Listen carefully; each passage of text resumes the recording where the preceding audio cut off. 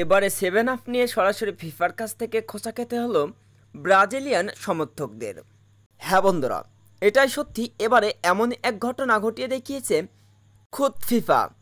2014 সালে জার্মানির সাথে 7 গোলে হেরে সেবার বিশ্বকাপ থেকে বাদ পড়েছিল ব্রাজিল, যেটা ব্রাজিলিয়ান সমর্থকদের কাছে ছিল খুবই দুঃখজনক। তবে বাংলাদেশি আর্জেন্টাইন ফ্যানরা ছিল খুবই উচ্ছ্বাসিত এবং উৎফুল্ল।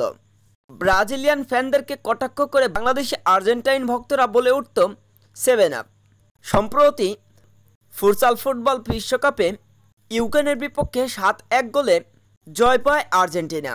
আর এই জয়ে ফিফা তার ভেরিফাই ফেসবুক পেজে আর্জেন্টিনার একটা ফটো শেয়ার করে, যেখানে ক্যাপশন দিয়েছে আর্জেন্টিনার সেভেন আপ।